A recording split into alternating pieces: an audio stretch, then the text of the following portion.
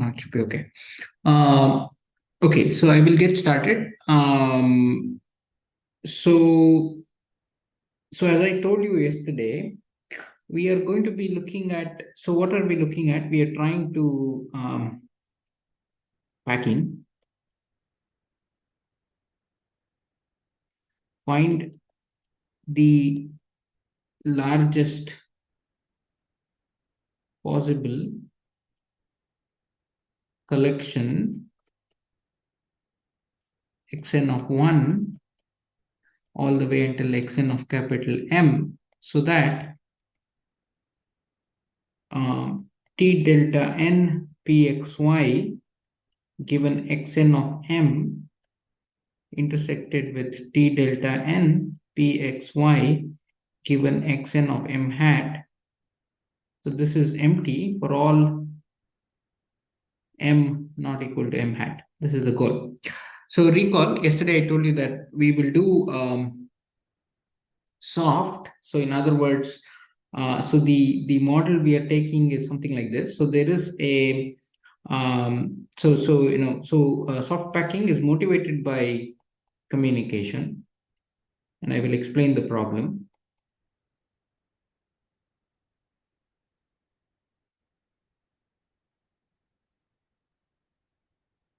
So the idea is that you have a stochastic channel. So there is some input set X, there is some output set Y, just as in our typicality formulation. Throughout we used P, X, Y, but because the conditional law is fixed, I'm going to denote it as WY given X. Okay. So everything that, and just kind of listen through the communication part, and then we will essentially get back to packing. So the idea is that if I input the symbol X on the channel, then the output symbol Y is distributed according to the distribution WY given X of Y given X. So Y belonging to Y. So simple example is, suppose my X is binary and my Y is also binary, and I kind of mentioned this to you yesterday. So this is my this is a pictorial description of the stochastic matrix. So if I input 0, I get output 0 with probability 0.8 and output 1 with probability 0.2 and so on. It could be symmetric, it need not be symmetric. I've taken a simple circumstance. So what is the stochastic matrix in this case? So the stochastic matrix in this case is the following, right? So 0 goes to 0 with probability 0.8, 0 goes to 1 with probability 0.2, sorry, 1 with probability 0.2, 1 goes to 0 with probability 0.2, and 1 goes to 1 with probability 0.8. This is your stochastic matrix, right? So every row is a probability distribution on the space of outcomes. So you want these probability distributions, the blue probability and the red probability distributions, to be as far apart as possible, so that looking at the symbol you can tell what was sent, right? But in this case they overlap, and you want to somehow do some kind of a coding, some kind of a redundancy in your input, so that each input goes to a disjoint output. So the idea is that so you have this xn space and you have this yn space, right? And you want to so you want to identify those points here that kind of blow up into disjoint balls here. Okay, that is the goal. So just like your packing, you want to find the maximum number, because if you can find 16 such vectors here, then you can communicate 4 bits. But if I can find 32, I can communicate 5 bits. If I can find 64, I can communicate 6 bits. So I want to find the maximum such collection of points here that will blow up into disjoint balls. Is the motivation clear? So I will state this. So identify. So what this yields is we need what is called a collection C, which is also referred to as a code. So maybe I'll increase the light a little bit.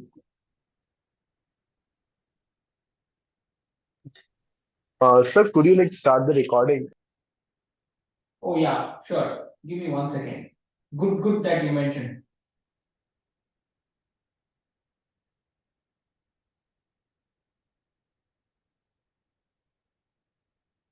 Just 1 second, I need to get this off.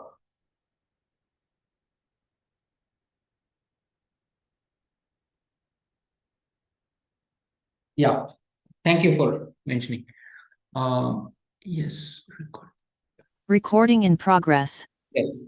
Okay. So what am I looking for? I am looking for a collection xn of 1 all the way until xn of m. That is what are these? These are called code words. This is called a code book. You don't need to know all this, but it just gives you motivation for what we are doing. And n, right? So if I take a generic code word here, this looks something like this. So it has n symbols, and this is indexed by message m. Okay, and what am I doing? I am so at the receiver. So when so you think of it like this. I have a bunch of k bits, b1 to bk. So this is my message, okay, and this is indexed to a code word. So this you can think of it as m. Okay, that's your message. So your data. Okay, you map that into a code word, and you input these symbols on the channel. So x1 of m all the way until xn of m goes on the channel.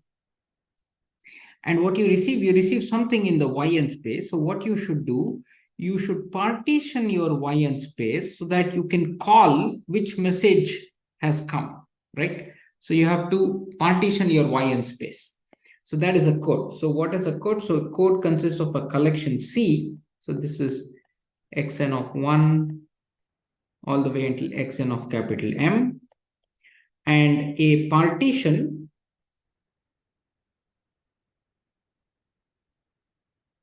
d1, d2, or dm of yn. So this is what you can call them decision regions. And the idea is that if I receive a yn inside dm, then I declare that the message m was transmitted by the transmitter. That's the idea. Because it appears slightly different from the packing. If anybody has any doubts, just ask me. I'll just pause for a couple of seconds. Yeah. So if you observe a particular YM and you have a packing, then it doesn't necessarily lie in any of the balls, right? So how will you figure out which XM it corresponds to? I have actually not, I'm only describing the problem. I've not yet come to the packing thing. So I'm just describing the what I require on a communication thing, and then I will connect this to packing. Right, okay. Yeah. So this is what I want. So what do I need? So is it clear that I need this collection and these decision regions such that you wish that the probability that your sequence will fall inside a DM, given that you send xn of m, this you want it to be as high as possible. This is your goal for all m, right? This is your kind of goal. This is kind of your goal. So what is the so instead of if I do perfect packing, then I'm going to get 1, right? If I do perfect packing, I'm going to get 1, but we are going to softize it. So in a sense, we're going to give an epsilon tolerance. And also the message bits, we don't ask for we can ask for two things. We can ask for maximum probability of error, or we can ask for average probability of error. So the way you should think of it is that I have k bits. So I have k possible,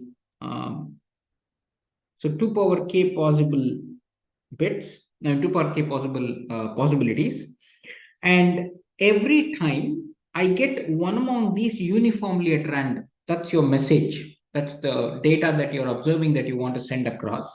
So you're going to get one of these uniformly at random. So I will just say m equal to 2 power k. So I'm going to get each of the message combinations uniformly at random.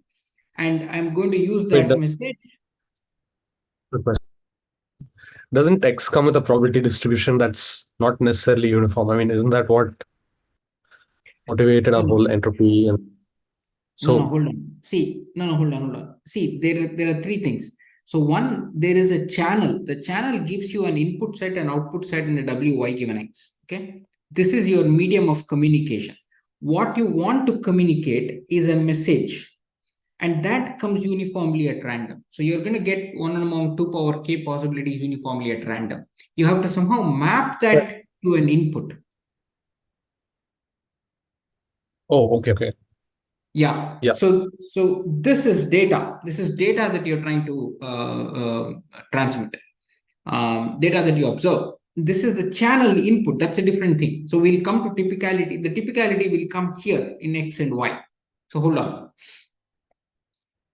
Okay. So this is what we want. So I will formulate the problem. So the probability. So suppose we choose a code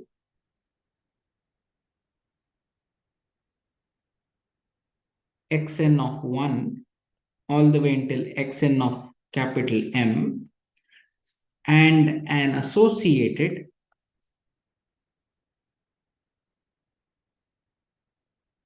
decision region, or it's also called in communication as decoding regions. So I have a partition D1, D2 all the way until Dm of yn. What is the probability of error? The probability of error is, of the message getting incorrectly communicated. This is, first of all, you average over all messages. So m equal to m. This is your message. So maybe I'll just write this message equal to m. Probability of error given message equal to m. This is your, just law of total probability. Okay, I'm using m for message and m for also the total. So, just be a little, maybe I should say message equal to m.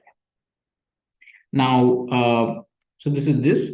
So this is what, now I'm assuming uniform distribution. So I get 1 by m here. This is the probability that the channel puts you not inside dm, right? So this is your channel. So you fixed your code. So when you see message m, you're going to send xn of m. And this is the probability that the channel will land you in the wrong set, xn of m. Okay. So this object is essentially product w y given x of yi given xi of m. Okay. So what has happened? You have you have your decision regions, and you have input the message m. You have input the sequence xn of m. That corresponds to, so this guy corresponds to this set, but the channel data, the channel was not, benign. It put you here or somewhere else, right? So that is the probability of error. So let's go compute that. So, probability of error. So I'll just write this down once again. No, so let me not write that down. So what is your DM? How should we choose our DM? How should we choose our DM? So this comes from your typicality. Observe that if I choose an xn, I do not know what is joint typicality yet, right? Because we simply only have this stochastic matrix. We do not have anything other than that, right? And if I input the message m, suppose this has some empirical type.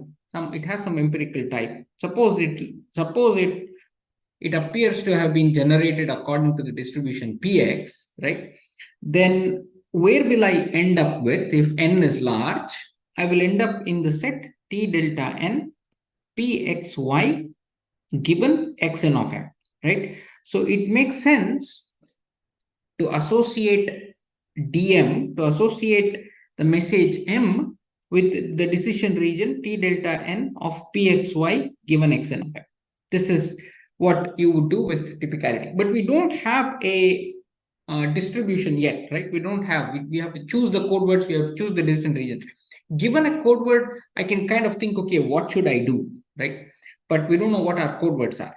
So is this clear? Is the problem clear? Is the kind of the intuition that we're going towards packing is clear? Okay, so now what we do is the following. It turns out this is the interesting thing. So this is an idea of called random coding, and I will explain that. This is a very important idea which you will use throughout the course. The idea is it is very difficult to find a specific code. Okay, so suppose my code C is xn of 1 all the way until xn of capital M, and I have a decision region D1 to Dm, then I know that the error probability, so I will say xi of C, so it's a function of the code. So it's a function of the code and the decision region, right? This is given by 1 by m, the same thing that I wrote, m equal to 1 through capital M, yn does not belong to Dm, wy given x of yn given xn of m. Now, it turns out you have to find the maximum such m so that this thing goes down to 0. Maximum m for which xi c d goes to 0 asymptotically. Okay, that's the goal. The problem is it is very hard to find one. So there is an ingenious trick, and the trick is, see, suppose I take a code. It has a particular, decision region, right? It has some decision region. It has some error probability xi c of d.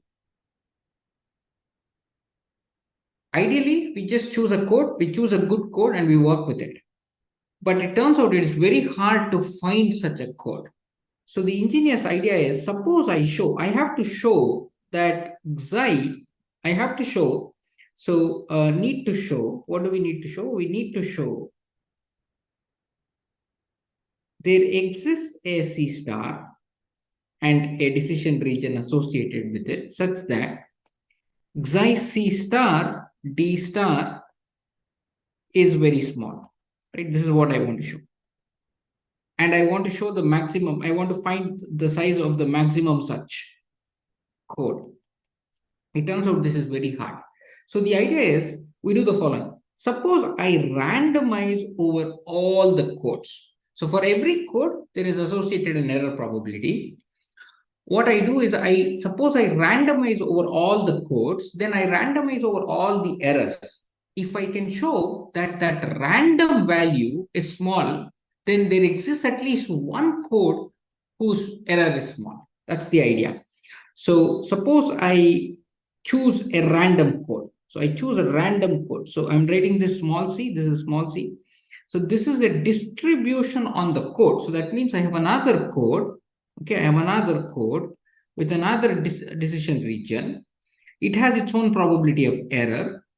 I am unable to find the probability of error of any code. But it turns out, for some weird reason, I am able to find the average probability of error averaged over all possible codes. If I can show that is less than epsilon, then I have at least one code whose error is less than epsilon. This is the idea of random coding. So what I will do, I will try and show this is small. This will imply that there exists at least one. So this will imply that there exists at least one code and one decision region so that xi c star d star is less than equal to epsilon. This will give me a handle on choosing such a code. So this is the idea of random coding. So maybe I'll just pause, and then if there is any thought, let me know, but I will do the analysis and then you can see how things will simplify. I just wanted to clarify one thing. Yeah. So here, could you go a bit up? Yeah. Yeah, so we are given the stochastic matrix W, right? Yes. And then we said that the xn's are generated from some distribution Px. I didn't say that yet. I didn't say that yet. So Okay. Yeah, I my didn't say question. that yet. Yeah, my question was just how are Px and W related? Like, Yeah, so if you observe so far, I have not mentioned PX at all. I only mentioned PX at one point where I said, what should be our intuition in choosing our decision region? I said that suppose, this is where I said, suppose my XN was coming from a particular typical set, then we know where we should land. We could take that Px, multiply it with Wy given x, we get a joint distribution. We can look at the joint typical set, and we can look at that conditional typical set, and we say that we land there, right? But I did not say that Xn is coming from any typical set, right? So far. yeah. Now I will actually make that leap. What I will do is, so now you see I'm bringing in the idea of random coding. So now what I'm saying is my code book is also random. So what I will do, I will pick my code according to Px. Okay, so the idea is the following. I will pick my as xn of 1, xn of m. So this is a random code. Okay, I'm going to pick my code words according to the distribution Px. Okay, so what happens as n becomes large, the distribution is getting induced only on the typical set of Px, right? Because as n becomes large, if you look at you choose n large and you randomly pick a code book where each fellow is picked according to Px. If you pick for a very long time and you look at your code words, you will realize that, I mean, it's natural to believe that each one of them is typical according to the distribution Px. What you have done is you have not, instead of just going and picking according to distribution Px, you could have done that also. I am just ensuring that the randomness ensures that it is picked according to Px. Now, the idea is the following. See, this is my Xn, right? Second. So, yeah. So a code is just of taking a message and giving you some set of things in Xn, a mapping from the set of messages to Xn. Yeah. But you are saying you want to go to 0 asymptotically, which means you really want to find a sequence of codes, is what you're saying, not like one specific code. Yes. So, see, remember, good point. I understand what you're saying. See, if you take this channel, right, you can never, so suppose I take this channel, right, no matter how large an n I take, right, as long as I have two code words, I can never get the probability down to 0. I mean, exactly 0. It's not possible. The moment I have two code words, they will have overlapping support. I mean, the fan out, the output sets. So I can only ensure that they go down to 0 as fast as I can. So that's why I am asking for asymptotically going down. And you're right, I am asking for a sequence of codes whose error probabilities go down to 0. So that is a good code. Yes, that's and implicit for the decision sets as well. Like that comes with the. Yeah, so I will have a sequence of so a Cn. I will so I'll have a sequence of code. So for each n, we define an encoder map E from your the message. This is your message set. The message set is also going to be blowing up with n. So it's a sequence of message sets that are increasing. So if you want to, if you want to send at a particular, like if you want to send 2 bits in one channel use, in 2 channel uses, you have to send 4 bits. In 3 channel uses, you have to send 6 bits. So that has to grow, the message set has to grow with n, because you're taking a sequence of codes. And this will map to xn. And then there is a set of decision regions. Each one is a partition of yn, and this you will find for all n greater than equal to 1, and then you will show that the limit of the probability of error goes down to 0 in the limit. So that sequence of codes is good. That's the approach.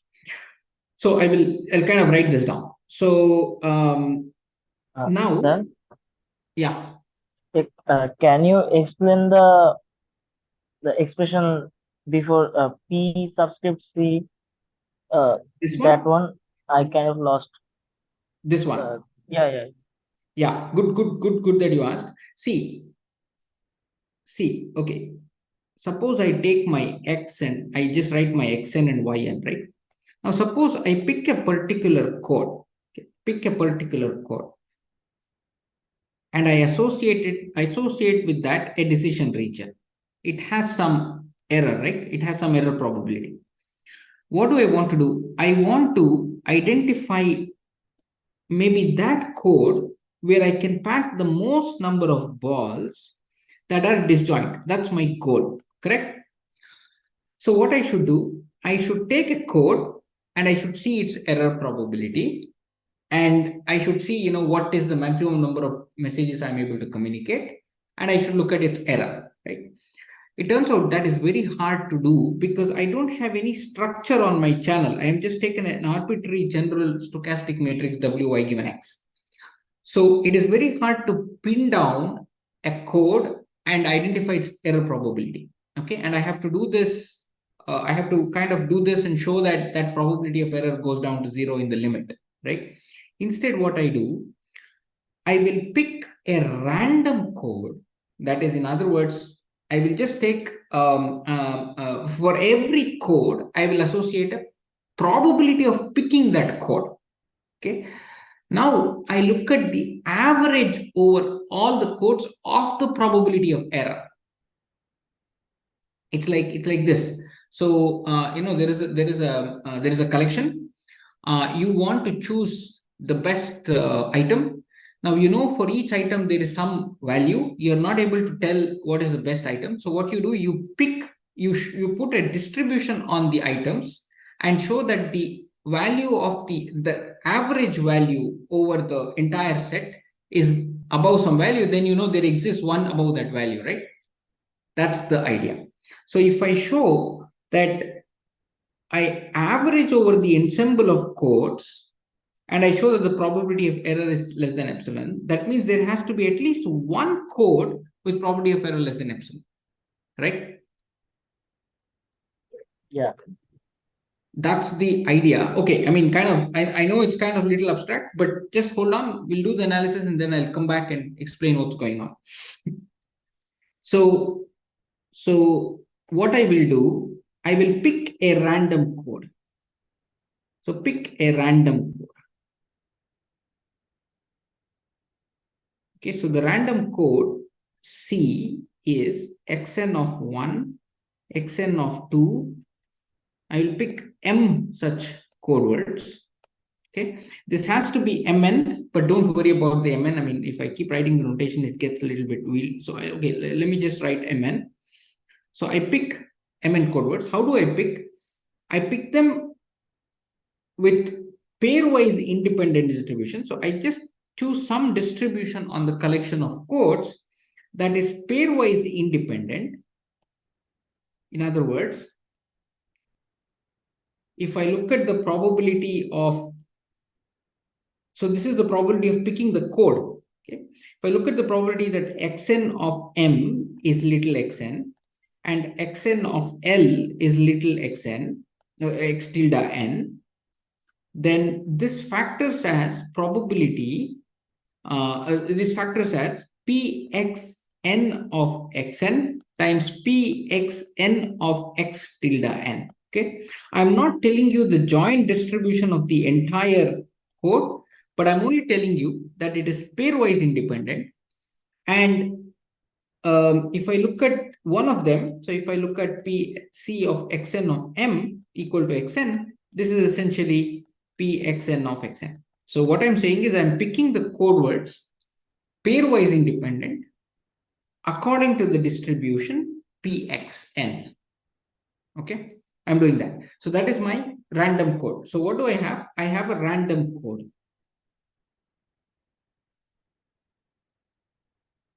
What is my decision region? The decision region is simple. So if xn of m equal to xn of m, then my dm, what would be my dm?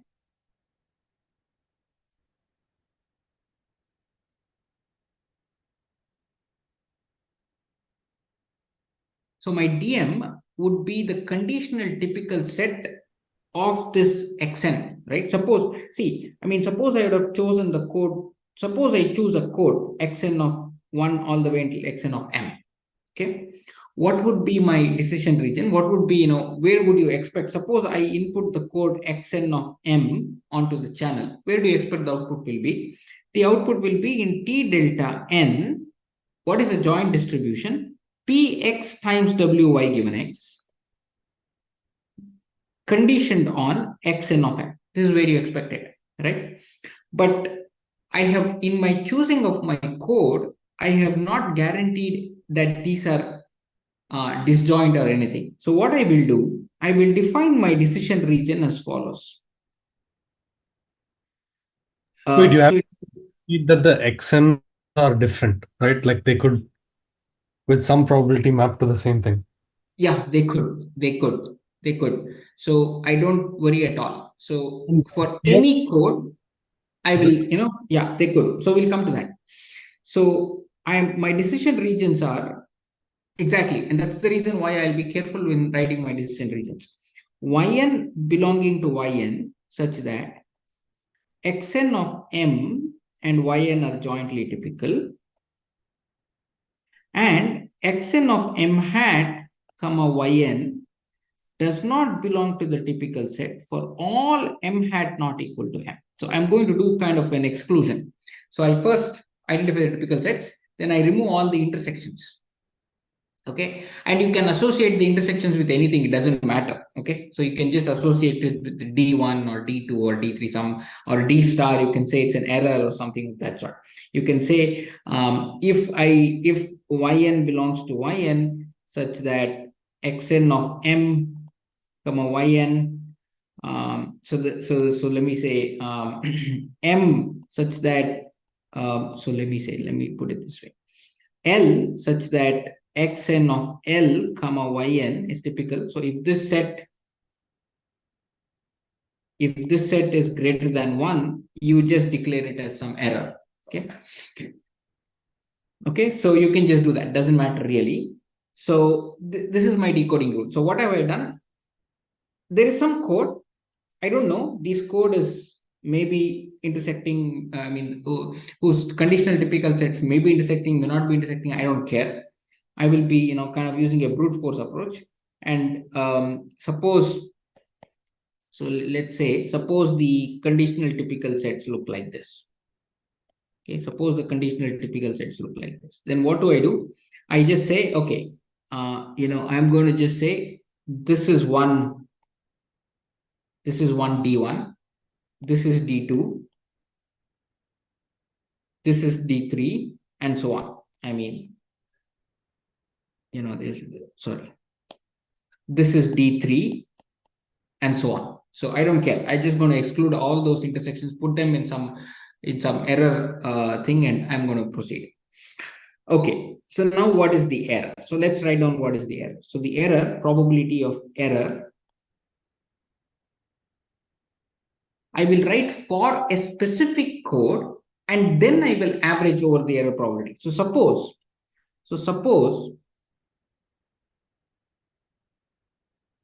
the code is, there's a deterministic code. I'll write down the probability of error for the deterministic code. Finally, I will just average it. Okay, so suppose the code is xn of 1, xn of 2, all the way until xn of capital M. Okay, probability of error is equal to 1 by capital M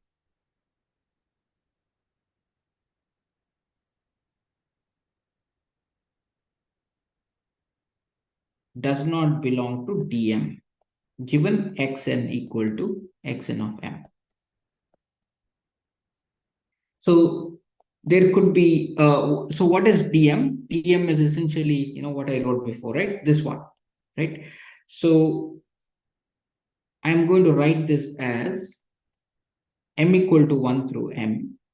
Probability that yn, so xn of M, comma capital Yn is not typical, and for some M hat not equal to M, xn of M hat, comma Yn is typical. Xn equal to xn of M. So try to understand this.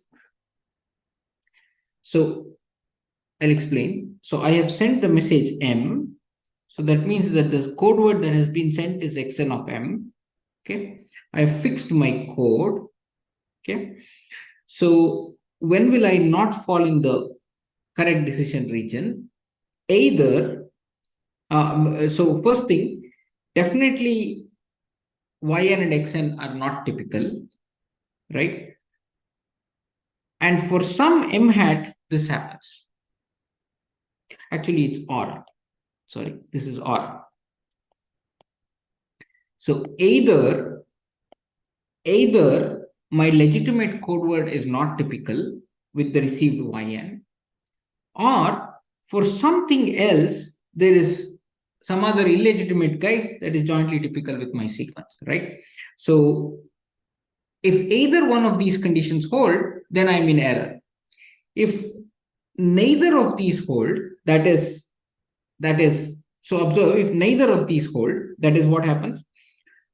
Xn of M is typical with the Yn, and for nobody else, it is jointly typical. Then I would have fallen in my set Tm, right? So this is indeed the error event. So what is this looking like? So I'm going to do a standard union bound. So what I should do, so if you observe what I should do, so I'll explain this union bound. So I have my DM, right? And I should look at everything outside, but this outside set could be intersecting guys, right? But I'm going to do an overcount, and I'm going to say that this is less than or equal to 1 by M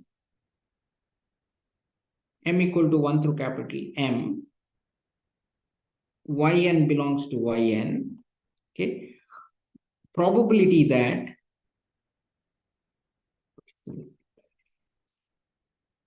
M equal to 1 through capital M,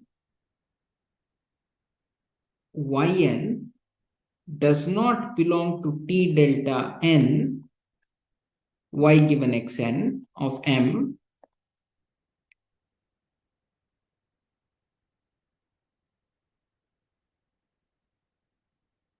plus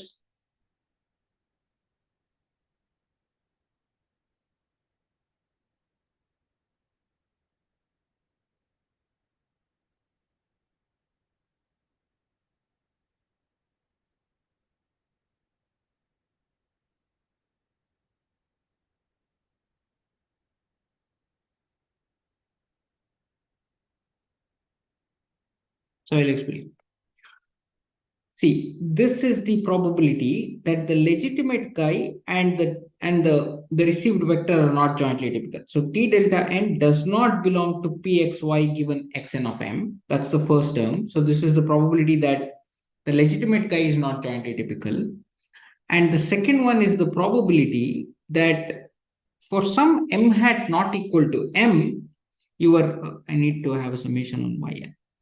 there is some wrong guy that is jointly typical with your yn. So this is the law according to which the yn has been produced. And this is the probability that some other guy is jointly typical with your received sequence. And this is the probability that the legitimate guy is not jointly typical. So this is essentially Wait. the probability of error. Yeah, Wait, sorry, I forgot the definition of DM. Can you show that again? yeah. Yeah, this is important.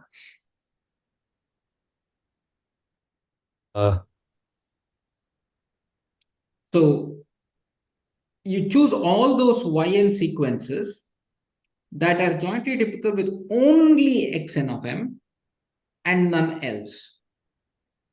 Oh, okay. That is your DM. So the probability that you will make an error is that either your legitimate code word is not jointly typical with the received sequence, or somebody else. Right. So But does this all of the possible YNs? I am summing over. So I'm summing over all YNs that is not jointly typical with T delta n. I mean, I'm summing over all those YNs that are outside my typical set. And I'm No, I'm summing asking over. is Mhm. partition of Y is DM is D a partition of YM? Like, does every Y lie in some D? Yeah, that's why I have this, right? If you want, you can put a D star where it says that put all those received sequences that are jointly typical with 2 or more. Oh, okay. Use that as a error symbol, and you can call that error symbol, and you Yeah. can compute that probability of error also. And falling in this D star is accounted for in here. Because for some m hat it is jointly typical. So I'm going to write these two terms carefully because it is important. So T1, I'm going to call it T1. T1 is this probability.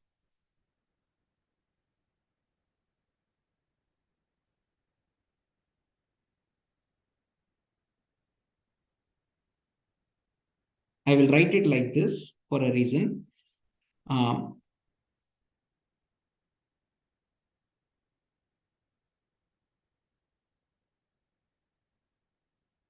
And I will put an indicator function xn of m comma yn is not jointly typical.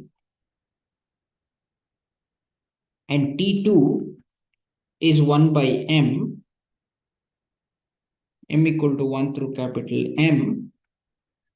M hat not equal to m. You sum over all those YNs.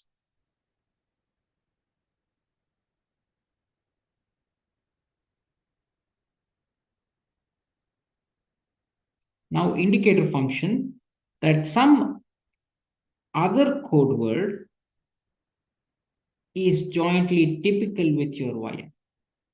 So you have exhausted all the YNs that is outside the DM region and you have overcounted multiple times, but that doesn't matter. You get an upper bound. So the probability of error is lesser than T1 plus T2.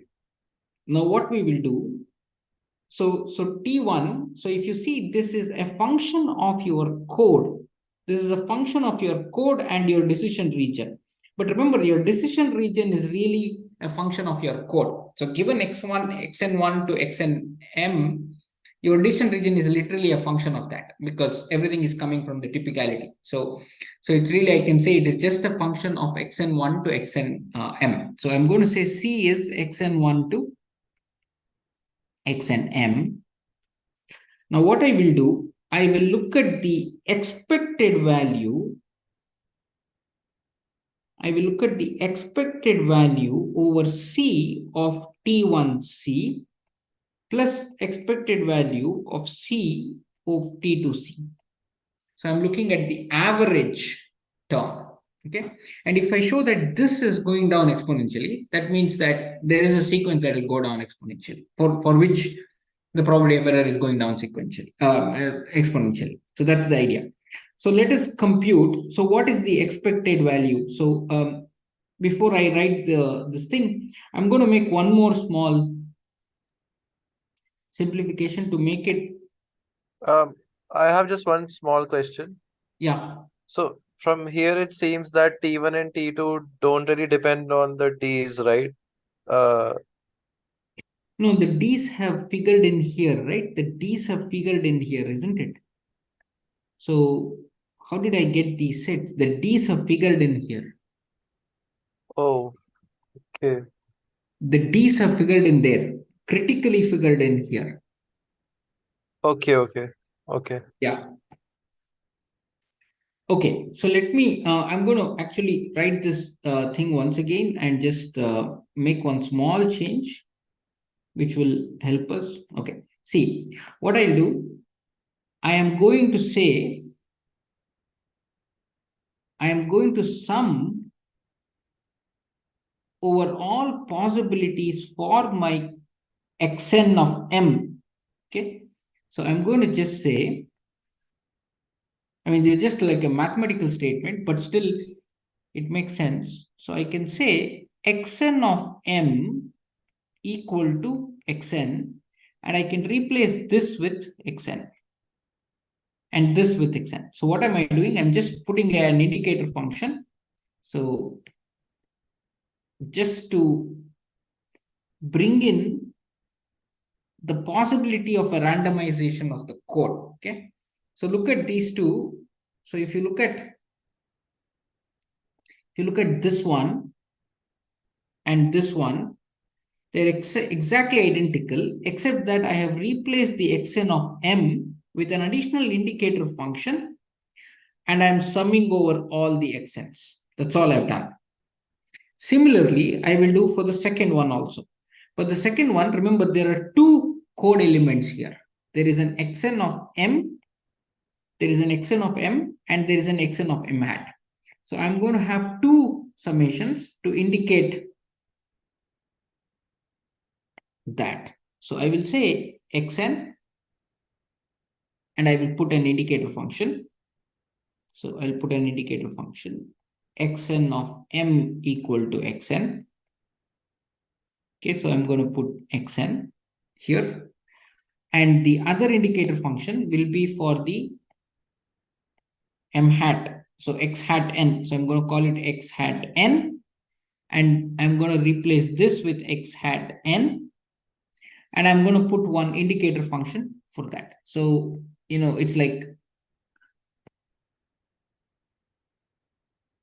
this indicator function will light up only when you have this particular code word.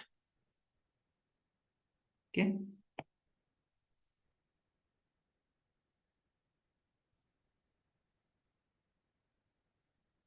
So what I'll do, I will just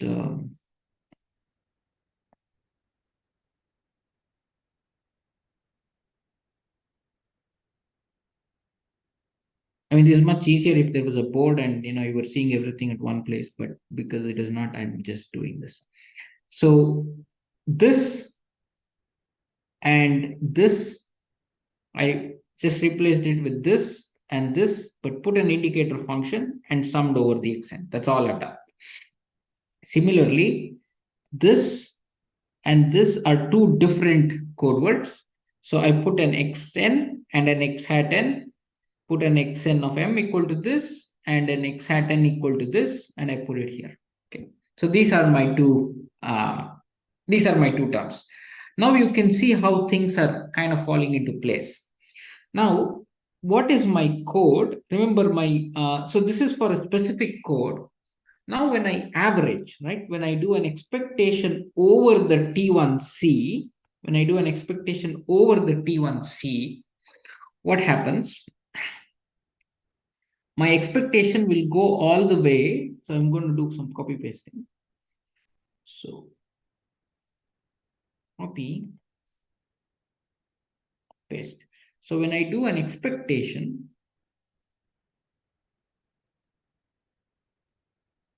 my expectation will come here, because everything else, if you observe, is absolutely deterministic. There is nothing random out there, because I have put the indicator functions and swept it over thing. Finally, my expectation only comes here. Similarly, when I do an expectation here, my expectation is going to, I have to be careful here now.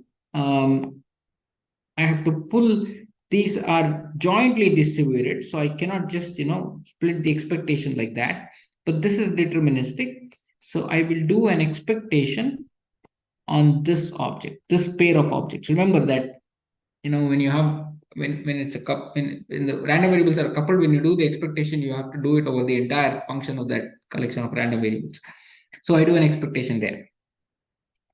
So, but expectation of an indicator function is just the probability, right? So probability, expectation that x equal to a, the expectation that x equal to a is just the probability that x equal to. So if I do the expectation, I get probability that x equal to a, right? So that means that this term is just the probability of choosing the code word xn of m as little xn. That will be just pxn of xn. Okay, here, remember I told you I choose them pairwise independently, and that's all I need. I just need to choose pairwise independently. Why did I do the pairwise independence? Because I use the union bound and split the terms. So because I'm using the union bound, I don't need any joint dependence. I don't have to worry about joint dependence. So here I do pxn of xn times pxn of x hat n. This is going to be my probability. So I'm going to just replace these terms with that. So maybe let me do one at a time. So, okay, so this screen is getting extremely dark for me. So I'll have to increase the brightness a little bit. Okay. Okay, so expectation of T1, I'm going to just write the terms down now. 1 by capital M equal to 1 through capital M, yn, xn, pxn of xn, w y given x of n of yn given xn. Okay. Indicator function xn yn. Why this indicator the expectation is not applied to this indicator function? Which one? This one?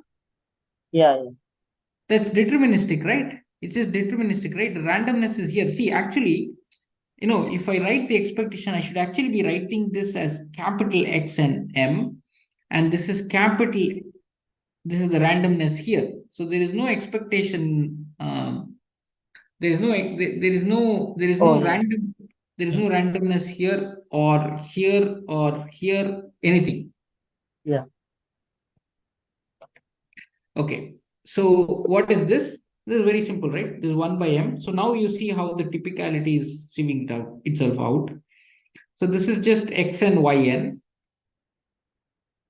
And this is a key point here. The distribution with respect to which I am doing joint typicality is indeed pxy. I took a px, the channel gave me a wy given x. I chose a px, and I looked at this joint distribution and used that as my joint typicality, right? So this is going to be just pxy n of xn comma yn. Indicator function xn yn is not jointly typical. This goes down to 0. So this is at most 1 by m equal to 1 through capital M, 2 power minus n times something, right? Some delta or something like that.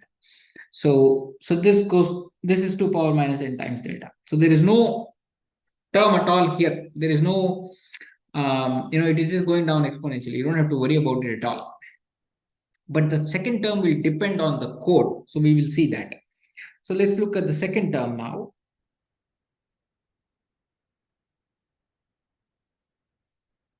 So maybe, yeah. So this one will be pxn of xn, pxn of x hat n. Okay, so I'm going to just to keep myself a little slow, I'll just do this once again. So m equal to 1 through capital M hat not equal to m. I think I'm missing one summation here. Xn, yn, x hat n. There are 3 summations. I don't know where I missed that. So it is pxn of xn wy given x. So the channel output was indeed according to pxn, but you are now asking it to be jointly typical with something else. That's your x hat n. And because the set depends on which what was your x hat n, that probability is figuring in the expression. So it's x hat n comma yn belongs to t delta n. Okay. Okay. So I just want to know how much time do I have? Or I'm already out of time. About 20 minutes. Okay. Okay. Okay. So yeah, so we'll complete this. So this is 1 by m.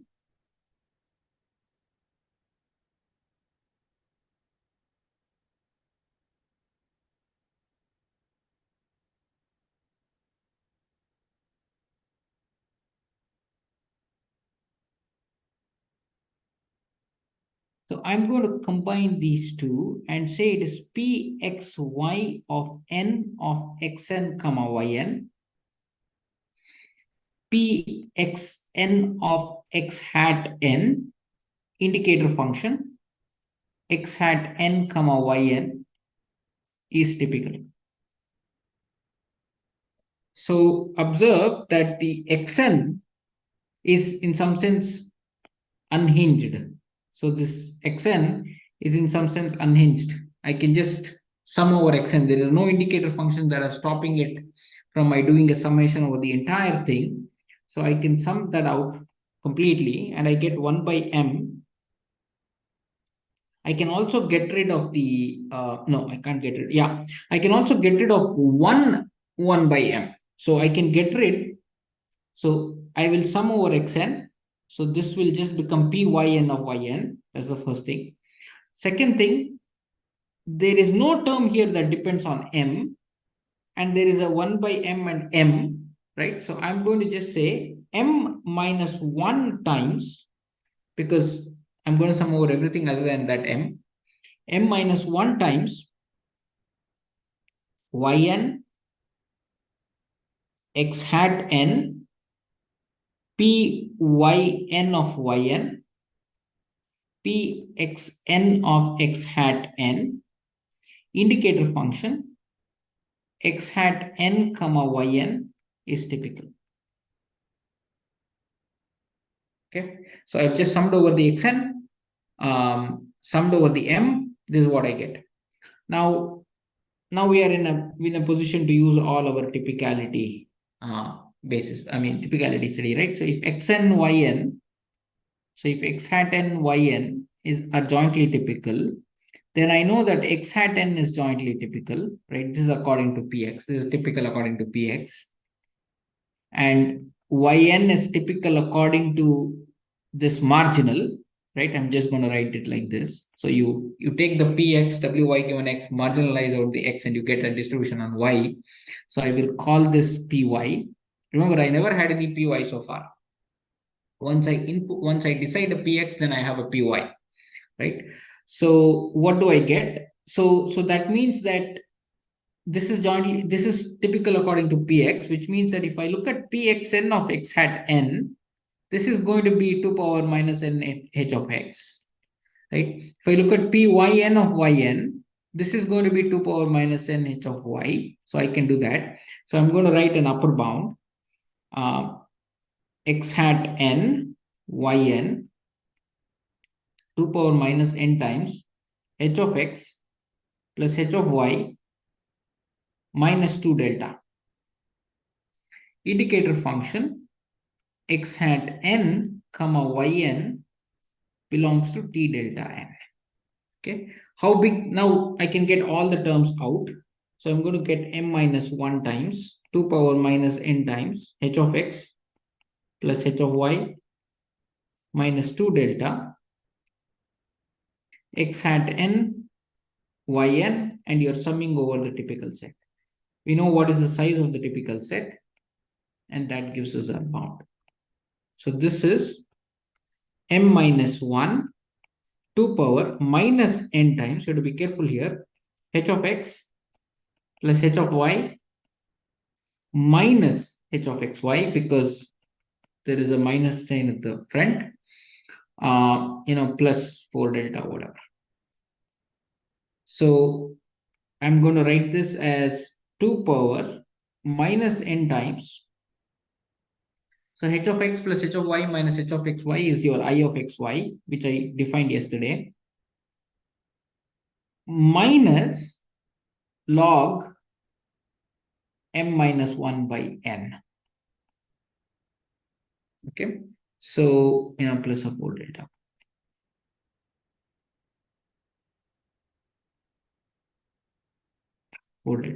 So that means, so I can actually, what I'll do, I'll just remove the m, make it m here, and just put a, so I have log m by n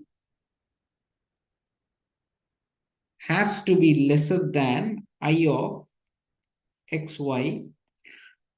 I think I made a mistake here in the sense that this has to be minus 4 delta. So I wrote the minus here. This should be minus 4 delta. This should be minus 4 delta. So this should be minus 4 delta. So if I choose m satisfying this, now no matter how large n I go, so if I choose my m to be 2 power n times I of xy minus 8 delta, then my bound is going to become 2 power minus n times 4 delta. I have an extra delta, right? So I can choose n large enough so that this squeezes down. Similarly, if you look at the first term also, this was also a typicality parameter and I can squeeze it down. So that means that the average is going down to 0 so long as my capital M is less than 2 power n times I of xy. So that's exactly what we were hoping for, because remember packing. So yesterday we kind of indicated what is packing. So we expected that the number of code words, so each guy, so remember yesterday, so this is T delta NPY. So we know T delta NPY, this is 2 power n h of y. We know if I take size of small ball is 2 power n h of y given x. So which means is number of disjoint balls is of the order 2 power n times I of x colon y. And that's exactly what we got.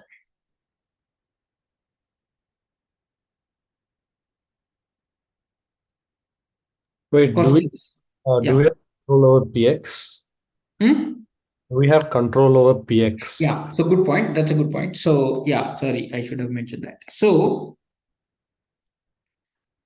suppose I have this stochastic channel x, wy given x, y, right? I can choose my px, whatever I want, and I can find a code book of rate I of, so find a code. So let me write it like this. So given px, a PMF on x,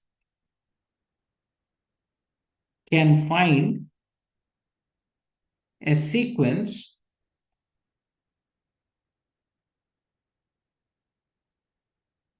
of codes with limit n goes to infinity, the size of Cn, so Cn, the size of Cn equal to I of x colon y. Okay, so I'm looking at, no, I want to put a, so what am I doing? I'm looking at the rate at which the number of code words grow exponentially, the exponential rate. So remember, we got here 2 power n times I of xy. So if I look at 1 by n log of cardinality of the collection, I get I of x colon. Okay, so I get this. So now you can do, so choose Px that maximizes that, this turns out to be a concave function maximization, so it's not a big deal. So I can write maximization instead of supermization. So choose Px that maximizes I of Px colon Wy given x. And you choose your code according to that, and you will get a sequence of codes that whose probability of error goes down to 0. So yes. So this is your packing result, but this is soft packing. So what you are essentially saying is that you're essentially saying this 1 by, so if you look at really what we are saying, I'm saying this, right? So probability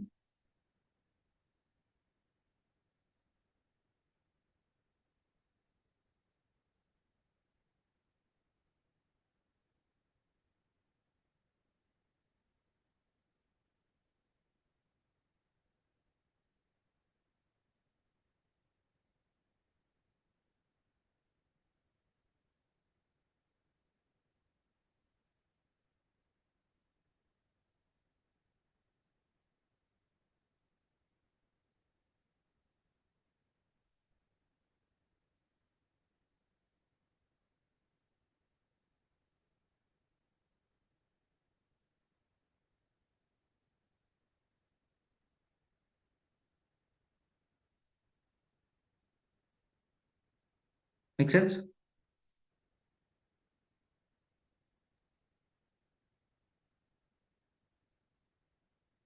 But really, kind of, if somebody is interested, they should be looking at this.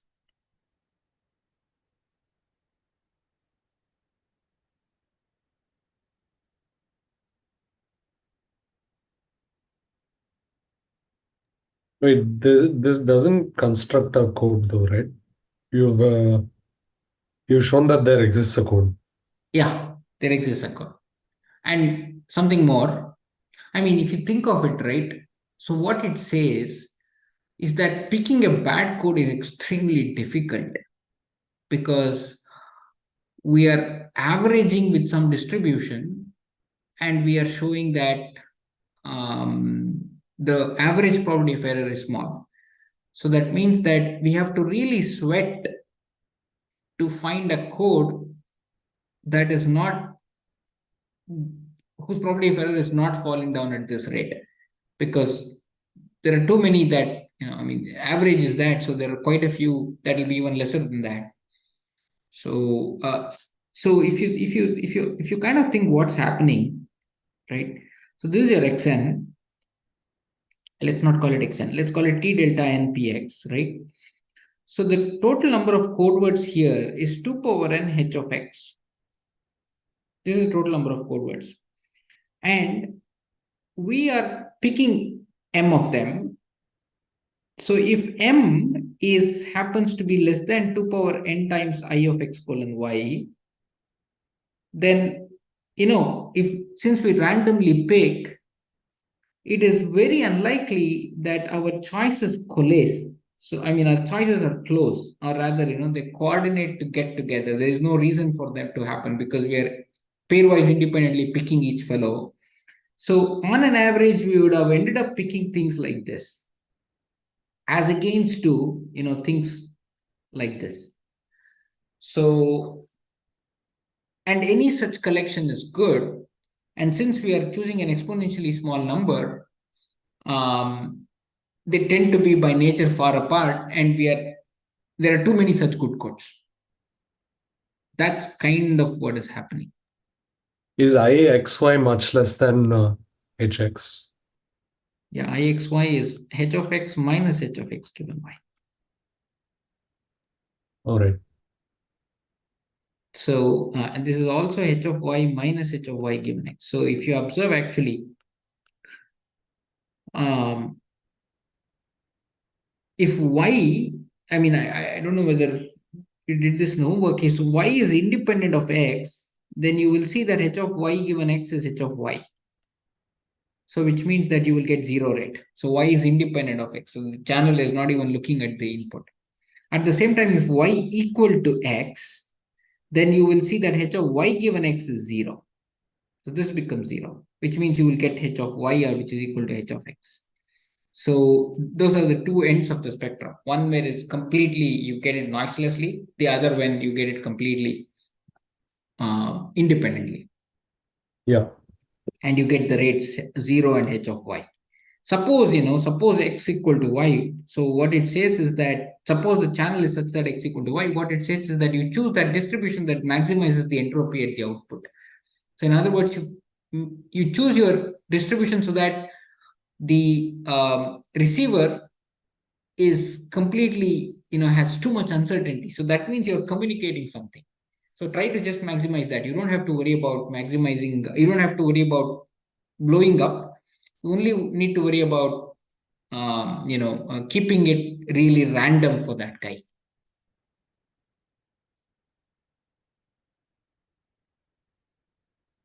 Okay. Questions? I kind of So some of exact calculations. So can you tell us where to, read this or The exact probability steps. yeah. I will do one thing. What I will do is, I will try and maybe post a video where this calculation is like simpler done. Okay. If you can I can also have an extra session or something. Go over it slowly one by one. I can also do that. I didn't want to do that. Then I will take a long more time and I might be slightly behind, but I would like to have an extra session and do it. No, I think it would be better if I just did it myself. So if there's a book that covers this, or let's say some problems. Yeah, so this is actually like the simplest way. I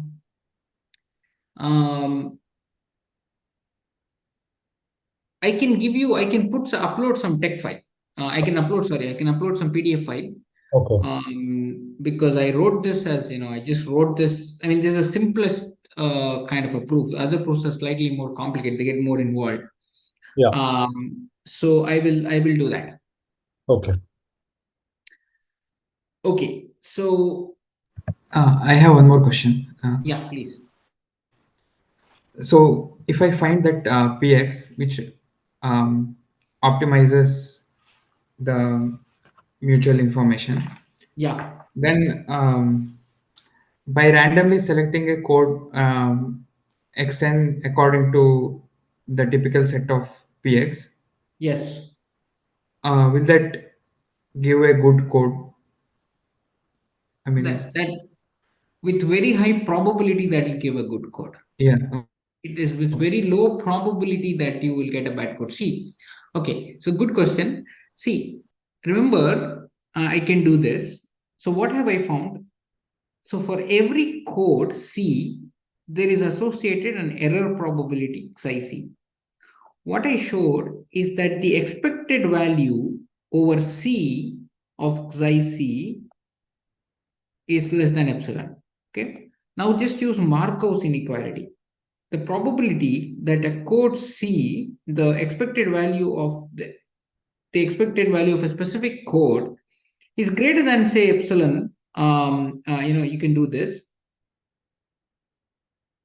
So the probability, so you pick a code, the probability that your code has an error probability greater than that is less than equal to, expected value of C psi C divided by delta.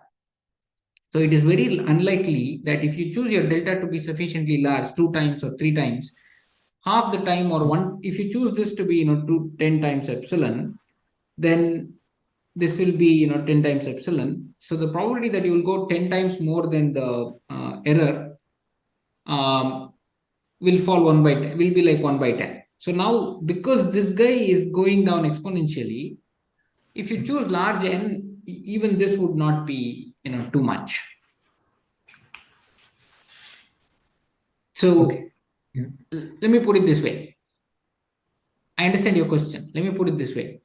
If you go to MATLAB today and choose n large enough and you pick it, most likely it is going to be good. Okay. Very unlikely it's going to be bad. But I will tell you what the problem is. The problem is not that. You will find a good code. But the problem is decoding. If you receive Okay. yn, you Hmm. have to, if you look at your decision regions, your DM, right? DM, what is DM? DM is the conditional typical set and all that, right?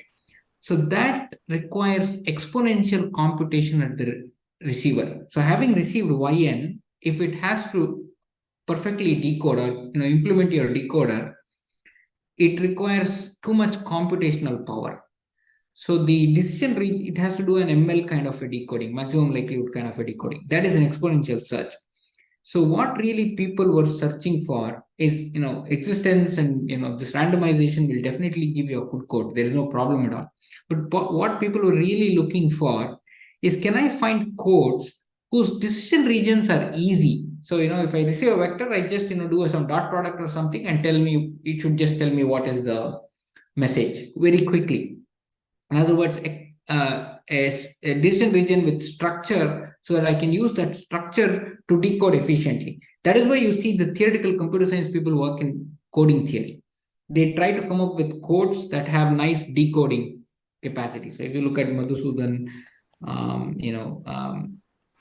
MIT, ETC, all those people, they actually do that. So finding a code with a low probability is not difficult. Finding code with low probability that can be easily decoded, when I say easily, I mean computationally quickly, that is the hard part. Okay. Thank you. Okay, so if there are no questions, we'll continue tomorrow. So tomorrow I'll do covering. I'll complete covering. That's slightly more easier to understand. And slightly more easier to understand, and steps are even more easier. Okay, there are no Sir, questions.